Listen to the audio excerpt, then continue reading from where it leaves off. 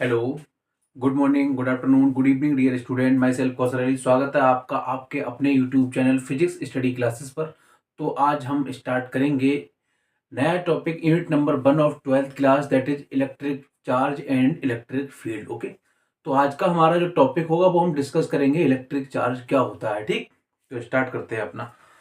Electric charge के बारे में सबसे पहले हम बता दें, जो आपकी फिजिक्स है चैप्टर नंबर 1 से या फिर फर्स्ट पेपर ऑफ 12th जो एनसीईआरटी का फर्स्ट पेपर है, यानी कि आपका इलेक्ट्रोस्टैट और करंट इलेक्ट्रिसिटी, मैग्नेटोस्टैट, इलेक्ट्रोमैग्नेटिक इंडक्शन और इलेक्ट्रोमैग्नेटिक वेव्स, ये पूरा जो फिजिक्स है आपका ये सब चार्ज से रिलेटेड है। ठीक, तो चार्ज जानना बहुत जरूरी है।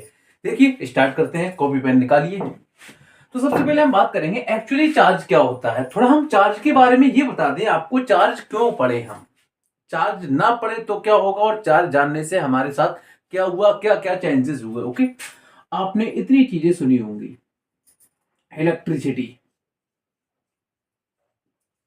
इलेक्ट्रिसिटी, ओके, मैग्नेटिज्म या फिर alternating current, AC, DC current, ये सब आपने सुने होंगे। आगे आप पढ़ेंगे एक्सरे, इतना, बल्ब जितना भी है, मोबाइल फोन, कंप्यूटर, ये जो चीजें थी जो हमने इधर की हैं, ये सब जो वर्ल्ड आपका पूरा चेंज हुआ है बस चार्ज की वजह से हुआ है। ओके, चार्ज इतना ज्यादा इंपॉर्टेंट है। सबसे पहले हम देखते हैं इलेक्ट्रिक चार्ज का हिस्टोरिकल एविडेंट क्या है। इलेक्ट्रिक चार्ज बहुत पहले से लोग जानते थे। ये ग्रीक, लगभग ये जो ग्रीक्स थे वो अबाउट 600 बीसी, यानी ईसा के जन्म से 600 साल पहले से इसके बारे में थोड़ा थोड़ा जानते थे। जानते क्यों थे? एक वर्ड था, पदार्थ था उसमें, अंबर। अंबर, अच्छा, अंबर एक होता है हमारे सबस्टेंस। इन्होंने देखा कि when amber rubbed at anything, after rubbing it can attract small things like piece of paper, particles of dust, etc. So they can say that there are change in properties of amber after rubbing something. Okay, it means जब हमने अंबर को किसी body से रब किया तो उसके बाद अंबर हल्की चीजों को अपनी तरफ अट्रैक्ट करने लगता था।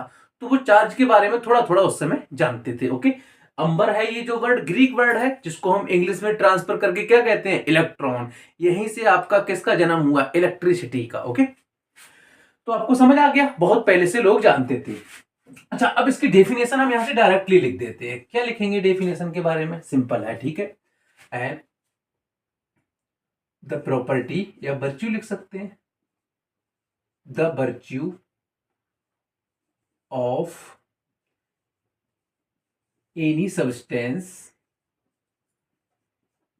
Any substance due to which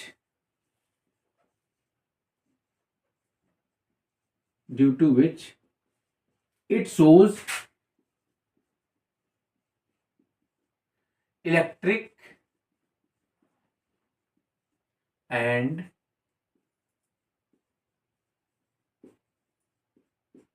magnetic properties is called charge.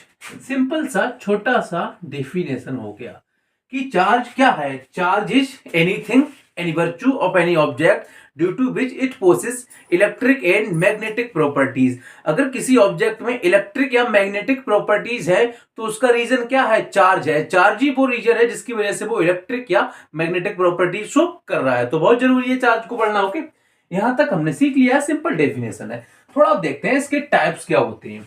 Okay, charge के हमारे दो टाइप्स होते हैं, वो हम आगे डिस्कस करेंगे। ठीक, तो सबसे पहले यहां पर आप देख लीजिए types of charge. Types of charge में क्या हुआ, यहां पर इन्होंने दो चीजें यहां पर ली। सबसे पहले इन्होंने क्या किया, गिलास रॉड, गिलास रॉड को रब किया किसके, सिल्क के साथ। सिल्क बोले तो रेशम, ओके, या फिर मान सकते हैं वुल, वुलन क्लॉथ। दूसरी तरफ इन्होंने क्या किया यहीं पर, ठीक है, क्या लिया, प्लास्टिक रॉड। इसको किसके साथ रब किया इन्होंने, कैट्स फर, बिल्ली की खाल। ओके, कैट्स फर, समझ आ गया। ठीक है, तो इन्होंने देखा कि जो गिलास की रॉड थी, पहली रॉड आपकी, ये हमने यहां से लिया, इसको रब करने के बाद यहां कहीं इसको हमने सस्पेंड कर दिया। ओके, तो इसमें किसी एक टाइप का चार्ज आ गया, पॉजिटिव नेगेटिव कुछ भी आप ले सकते हैं। एक टाइप का चार्ज इसमें क्या हुआ, प्रोड्यूस हो गया। ये आपकी गिलास रॉड है। ठीक, कोई भी एक टाइप का चार्ज आ गया होगा रबिंग से। दूसरा गिलास रॉड लिया, सेम टाइप का आया होगा क्योंकि गिलास रॉड है। इसमें भी वही चार्ज आ गया। इन्होंने देखा कि ये दोनों एक दूसरे को रिपेल कर रहे थे। बोथ गिलास रॉड, ये पहले गिलास रॉड रॉड लिया, किससे रब किया हमने, सिल्क से, सस्पेंड कर दिया धागे की हेल्प से। दूसरा गिलास रॉड लिया, सिल्क से रब करने के बाद धागे की हेल्प से सस्पेंड कर दिया। तो हमने क्या देखा, ये दोनों रॉड एक दूसरे को क्या कर रहे थे, रिपेल कर रहे थे। तो हमें पता लग गया कि ये इनमें सेम चार्ज होगा।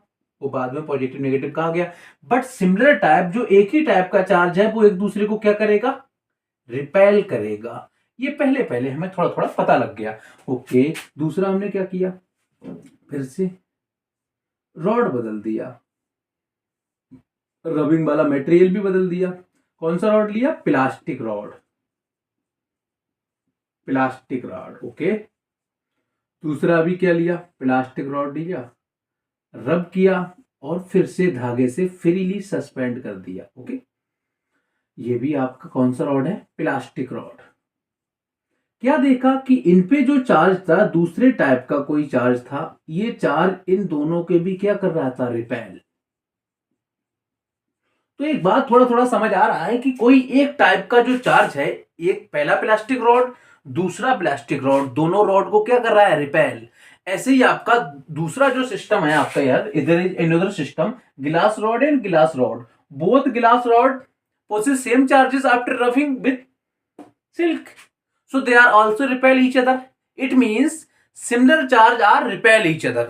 Know about the different charges, but similar charges are repel each other. There is a force between charges. Okay, बहुत अच्छे। अब हमने क्या किया, एक ले लिया रॉड, यहां से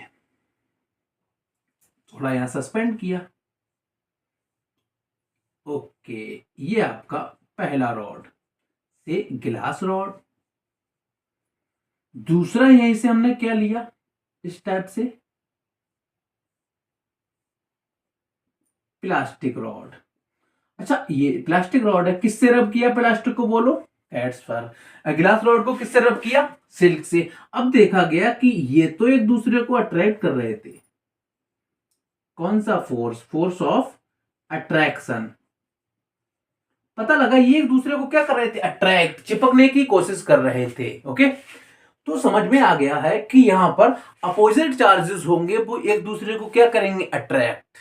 first rod of glass rubbed with silk, okay, put here.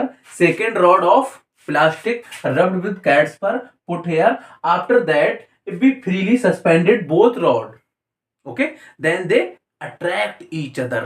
तो यहां से एक निष्कर्ष निकला है कि यहाँ पे क्या निकला कि आपके दो सेम टाइप के जो रॉड होंगे, सेम टाइप के चार्ज होंगे, वो एक दूसरे को रिपेल करेंगे।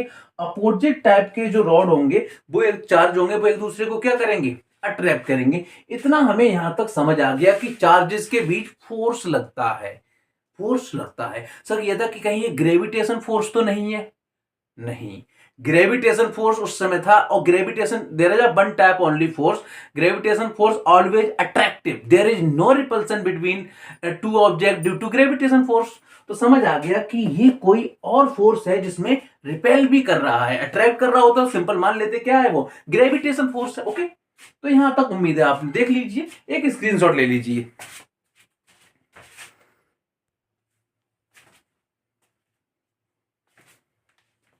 तो यहां देखते हैं एक्चुअली चार्ज प्रोड्यूस कैसे होता है। ओके, एटॉमिक मॉडल के अकॉर्डिंग, बोहर एटॉमिक मॉडल आप 11th में केमिस्ट्री में पढ़ चुके होंगे, नहीं पढ़े हैं तो हमारे साथ फिजिक्स में पढ़ेंगे एटॉमिक स्ट्रक्चर में। ओके, तो यहां पर आपके दो क्या थे, एटम थे, पहला एटम, दूसरा एटम। इसके अंदर एक स्मॉल न्यूक्लियस है, टोटल पॉजिटिव चार्ज और न्यूट्रॉन इसके अंदर होंगे। ये क्या है आपका न्यूक्लियस।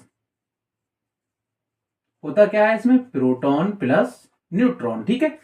ओके, तो ए और बी दो आपके पास एटम है। तो क्या होता है जब हम दो बॉडीज को रब करते हैं तो कुछ electron, according to atomic theory, कुछ इलेक्ट्रॉन जो एक्स्ट्रा एनर्जी मिलने से एक ऑब्जेक्ट से, एक एटम से दूसरे एटम पे ट्रांसफर हो जाते हैं। ओके, जब सपोज करो हमने रब किया इसके दो electron, first one second one, यहां ट्रांसफर हो गए। अब ट्रांसफर हुए हैं तो यहां हमने दिखा दिया ये और यहां क्रिएट हो गई वैकेंसी। ये हुआ। इनिशियली होता क्या है, न्यूट्रल स्टेट में, इनिशियल स्टेट में इसमें न्यूक्लियस में जितने नंबर ऑफ प्रोटॉन होते हैं, न्यूक्लियस के अराउंड सर्कुलर ऑर्बिट में उतने ही इलेक्ट्रॉन्स होते हैं। आया समझ में? ठीक है। एक बात और, आपका जो इलेक्ट्रॉन होता है उस पर नेगेटिव चार्ज होता है 1.6 10 टू द पावर माइनस का 19 कूलम, मान लिया माइनस ही। सिमिलरली प्रोटॉन पर 1.6 10 to the power minus 19 coulomb, that is plus C. ये आपका क्लियर है। ओके, तो इनिशियल स्टेट में क्या था, इनिशियली ए के लिए देखेंगे हम, ए पे कितना चार्ज था, क्यू ए।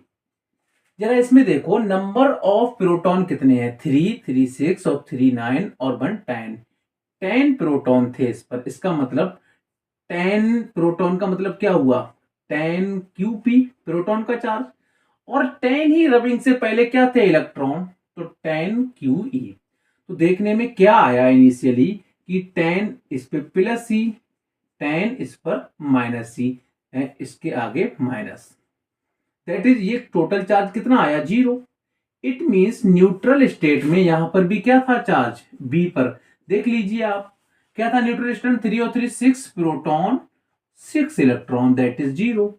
तो न्यूट्रल स्टेट में जब आपका कोई भी इलेक्ट्रॉन्स लूज या गेन नहीं किया गया था तो आपके दोनों ऑब्जेक्ट पे कितना था चार्ज, 0, यानी वो दोनों न्यूट्रल थे, ठीक। अब देखते हैं आफ्टर रबिंग।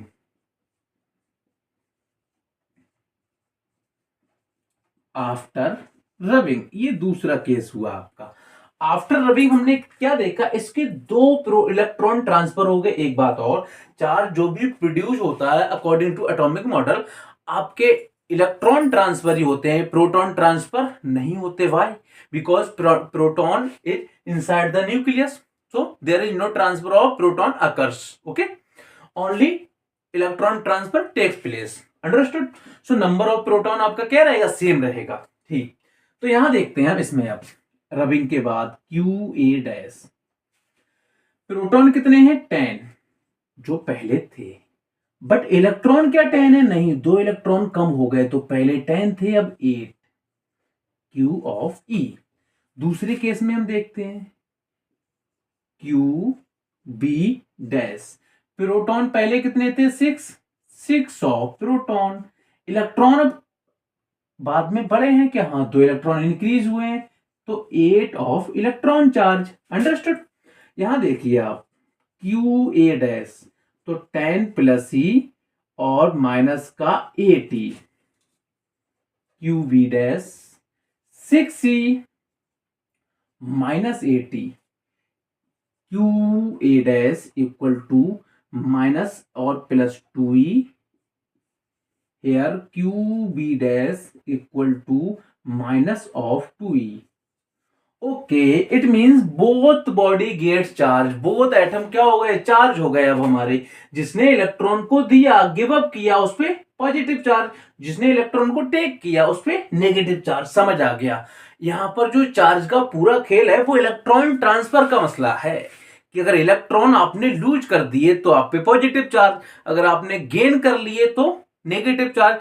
पॉजिटिव चार्ज के होने का मतलब है क्या, डिफिशियंसी ऑफ इलेक्ट्रॉन, और क्या, नंबर ऑफ प्रोटॉन ज्यादा हो जाते हैं। और नेगेटिव चार्ज का क्या मतलब है, इंक्रीज या एक्सिस ऑफ इलेक्ट्रॉन्स। अंडरस्टूड? तो एटॉमिक मॉडल से हमें समझ आ गया एक्चुअली होता क्या है जब रब करते हैं, ठीक। अब जरा वापस चलते हैं, आपने क्या किया वहां पर, सिल्क से किसको, ग्लास रॉड को रब किया, तो ग्लास रॉड ने कुछ इलेक्ट्रॉन सिल्क को दे दिए, glass rod positive, silk negative. Okay, in another case आपने क्या लिया, बिल्ली की खाल या छाल जो भी है, कैट्स फर को रब किया किसके साथ, अपना प्लास्टिक रॉड के साथ, प्लास्टिक रॉड को कुछ इलेक्ट्रॉन किसने दे दिए, कैट्सफर ने, तो प्लास्टिक रॉड नेगेटिव और कैट्सफर पॉजिटिव। यानी कभी भी एक टाइप का चार्ज प्रोड्यूस नहीं होता, पॉजिटिव और नेगेटिव चार्ज साइमल्टेनियसली प्रोड्यूस होंगे। वो अलग बात है, हमने जब क्या किया, अपना गिलास रॉड को रब करने के बाद केवल गिलास रॉड में ही रिपल्सन या अट्रैक्शन चेक किया, उसके बाद रेशम को उससे हमने हटा दिया, सिल्क को। तो यहां तक क्लियर हो गया है, ठीक है, एटॉमिक मॉडल से हमने समझ लिया है, ठीक, ओके गुड। तो टू टाइप्स के आपके होते हैं इलेक्ट्रॉन्स, क्लियर हो गया यहां तक, ठीक है। आगे बढ़ते हैं, यहां तक हमने यहां तक सीख लिया है इसको। इसके बाद हम क्या देखेंगे, यहां से आपका निकल के आ रहा है एक फार्मूला, इसको हम आगे क्वांटाइजेशन ऑफ चार्ज भी कहेंगे, प्लस माइनस एन ई। अगर किसी वस्तु पर, किसी ऑब्जेक्ट पर एक्सिस ऑफ इलेक्ट्रॉन है, that negative sign, negative charge, deficiency of electron, positive charge. तो एक charge can be taken both type of values, negative और positive. This is the basic thing about charge, okay, please note this.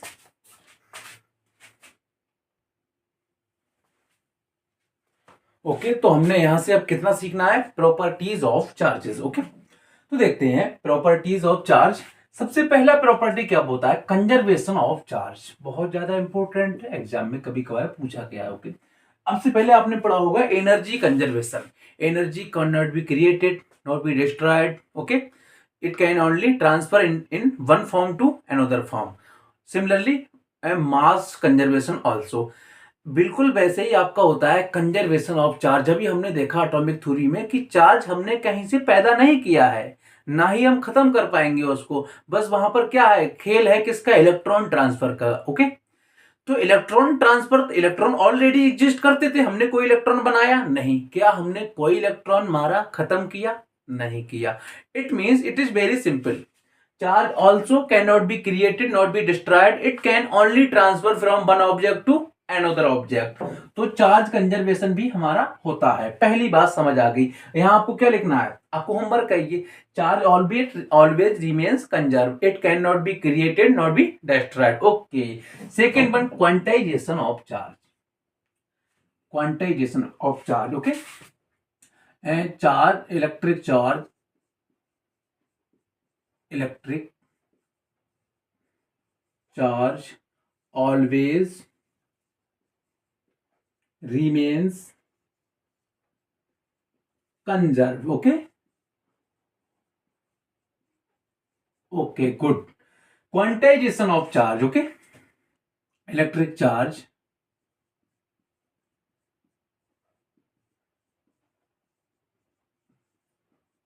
always integer multiple,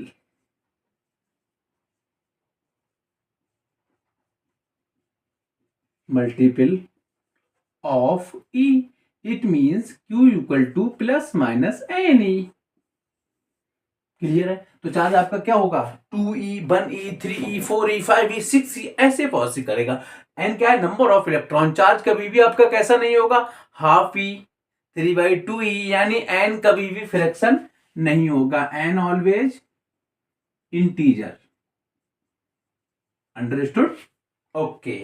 last one है आपका mass transfer, last one है mass transfer with charging a body.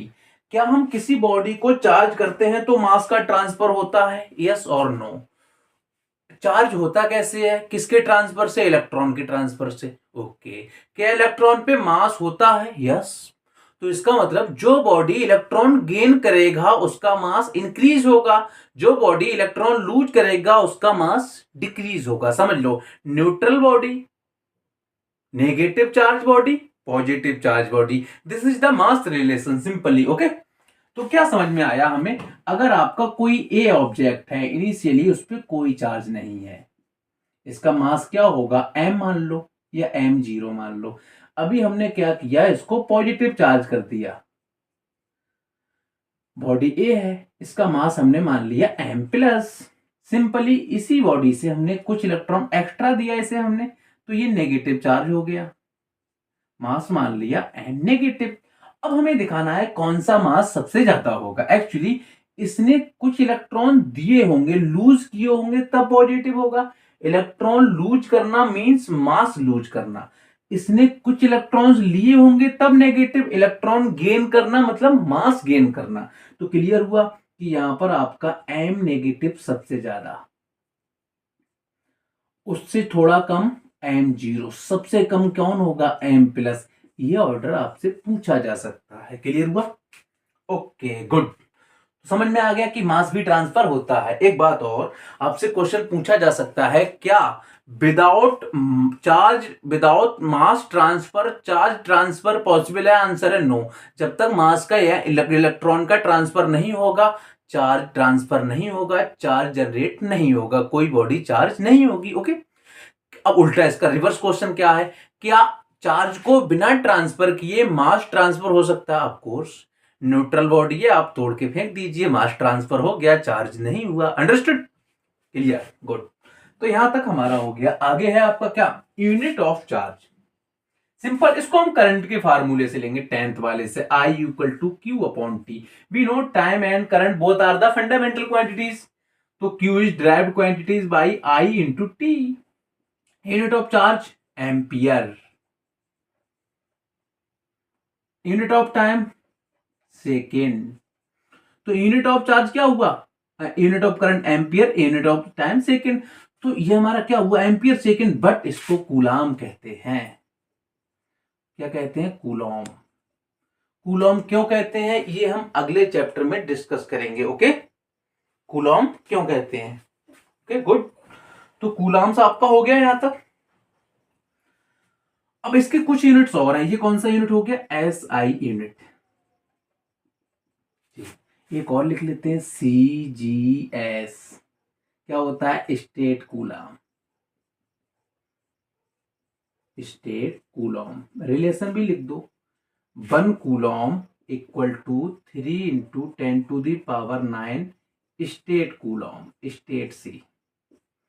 तो ये हमारा relation हो गया। कुछ वर्ड आपको मिलेंगे बहुत ज्यादा, micro Coulomb 10⁻⁻6 Coulomb, nano Coulomb 10⁻⁹ Coulomb. Charge हमेशा माइक्रो या नैनो कूलॉम में आपको मिलेगा। ओके, तो यहां तक उम्मीद है आपने नोट कर लिया होगा, चार्ज के बारे में यहां तक हमने सीख लिया। ओके,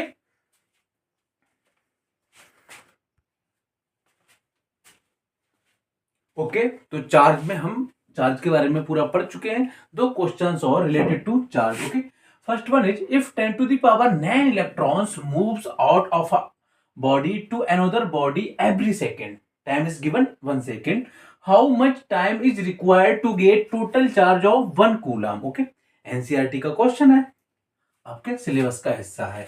तो हम सबसे पहले क्या देखें, क्या क्या गिवन है। 10⁹ electron, that is number of electron, n equal to 10⁹। Second one, every second, it means t equal to 1 second. Very good. कह रहा है टोटल चार्ज कितना हो जाए, 1 कूलम। पूछ क्या रहा है, कितना टाइम लगेगा, ये तो वो टाइम है, टोटल टाइम पूछ रहा है। ठीक है, टोटल टाइम पूछ रहा है। ठीक है, तो देखते हैं यहां पर फॉर्मूला आपके पास होता है क्या, बोलो बोलो, simple. Total charge equal to क्या हो जाएगा बताओ, टाइम इक्वल टू यहां से आपका हो जाएगा total charge upon charge in 1 second और एवरी सेकेंड। ओके, तो टोटल चार्ज हमें कितना करना है, 1 कूलम। 1 सेकेंड में कितना चार्ज आ रहा है, any upon T. Okay, any upon T. ठीक है, तो 1 कूलम, एन कितना दिया है, 10⁹ क्या ई हमें याद करना है? यस, ई क्वेश्चन में हो सकता है, मे भी हो सकता है, बट हमें पता होना चाहिए। 1.6 10⁻⁹ upon every second, it means 1 second. Understood? तो we can solve it simply like this. 1.6 power पे जरा ध्यान दो, 19 negative 10⁻⁹ of with negative sign, 10⁹ with positive sign, क्या होगा, ऐड हो जाएगा। माइनस का 19 प्लस का 9, कितना बचना चाहिए बताओ, 19 ज्यादा है तो 9 यानी किसका, माइनस का। ये 9 ऊपर जाके प्लस का 9, सिंपल चीज है कि जब भी पावर्स हमारी डिनोमिनेटर से न्यूमिनेटर में जाएंगे साइन चेंज हो जाएगा, नेगेटिव है तो पॉजिटिव, पॉजिटिव होता तो नेगेटिव। Okay, clear.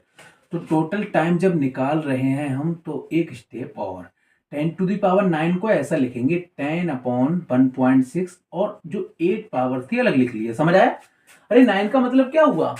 90, तो एक जीरो यहां लिख लिया, 8 यहां रह गए। ठीक, पॉइंट हटाया, 2 जीरो हो गए, 16 बन जा, 16 6 जा। ओके, कितना बचा? 16 6 जा 96, 4 पॉइंट ऑलरेडी है। 40, 16 2 जा, कितना बचा? 8, 16 5 जा, तो क्या हो गया? 6.25 10⁸ सेकेंड। यहां पे आप छोड़ सकते थे अगर आप चाहें तो, बट इसका आंसर आपको ईयर में मिलेगा। हम आपसे कहें कैसे बदलें, सेकेंड को पहले मिनट में बदलो। कैसे? मल्टीप्लाई बाई 60, मिनट में हो गया है अभी ये। मिनट को किस में बदलना है? आर में। आर में बदलना है, अगेन मल्टीप्लाई बाई 60। अब ये आर में वैल्यू है, घंटे में है। चेंज इन डेज, कितने डेज होते हैं एक घंटे में, सॉरी एक आवर में, सॉरी एक डे में कितने आवर? 24, तो एक आवर में कितने दिन? 1/24। अब ये आ गया है एक दिन में। ओके, ईयर में बदलना है, एवरी ईयर में कितने डेज? 365। तो यहां आपको निकालना है, क्या आंसर आएगा आप आंसर कमेंट बॉक्स में दीजिएगा। ओके, तो एक क्वेश्चन हमारा हो गया है। Second one is how much positive और negative charge is there in 1 cup of water? Very simple, 1 cup of water. यहां तो कुछ भी नहीं दिया है, ना मास दिया है, केवल एक चीज पता है, वो हम लिख लेते हैं अपने दिमाग लगा के 1.6 10⁻⁻10 अगर जरूरत पड़ती है तो। बट कितना चार्ज है मांग रहा है, बनता दिख रहा है yes, Q equal to n e, but n क्या है? एक कप ऑफ वाटर में अगर हमें नंबर ऑफ इलेक्ट्रॉन्स पता लग जाए तो ये काम आसान हो सकता है।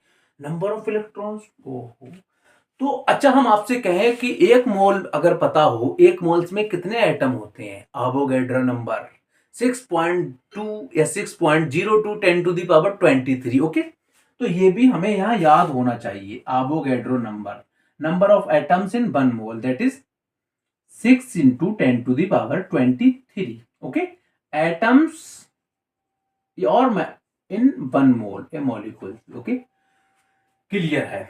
तो नंबर ऑफ मोल्स क्या पता लग सकते हैं? यस, हम क्या करेंगे यहाँ 1 कप ऑफ वाटर का एक अप्रोक्सीमेटली वेट ले लेंगे, मास ले लेंगे। तो हम मान लेंगे लेट करके कि एक कप ऑफ वाटर का होगा आपका कितना? 250 ग्राम।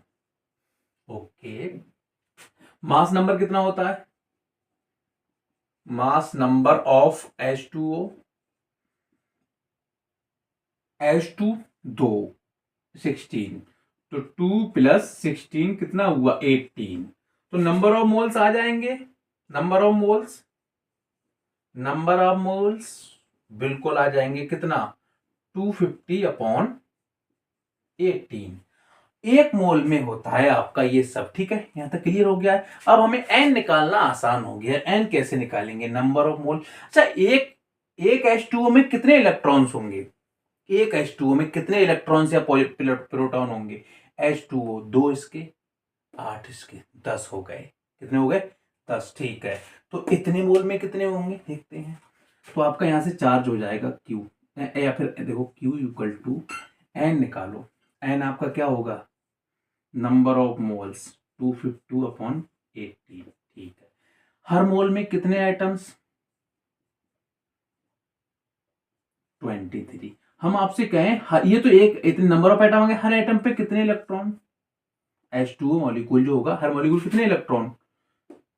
10 × 1.6 10⁻⁻19, इतने कूलाम चार्ज आएगा। अगर हम नंबर ऑफ प्रोटॉन बोलेंगे इसे तो इतना पॉजिटिव आएगा, नंबर ऑफ इलेक्ट्रॉन बोलेंगे तो कितना आएगा? नेगेटिव। सॉल्व आपको करना है, आंसर इसका भी कमेंट बॉक्स में आप दे सकते हैं। ओके, तो ये आपका हो गया है टोटल। यहाँ तक हमने चार्ट के बारे में डिस्कस किया। अगर आपको हमारी वीडियो समझ आ रही है तो आप हमें लाइक शेयर सब्सक्राइब कर सकते हैं, नोटिफिकेशन दबा सकते हैं जिससे आने वाली वीडियो आप तक पहुंच जाए। इसी के साथ हम कंटिन्यू करेंगे अगली क्लास में, क्या? इलेक्ट्रिक फील्ड और कूलम्ब्स लॉ। ओके, ठीक।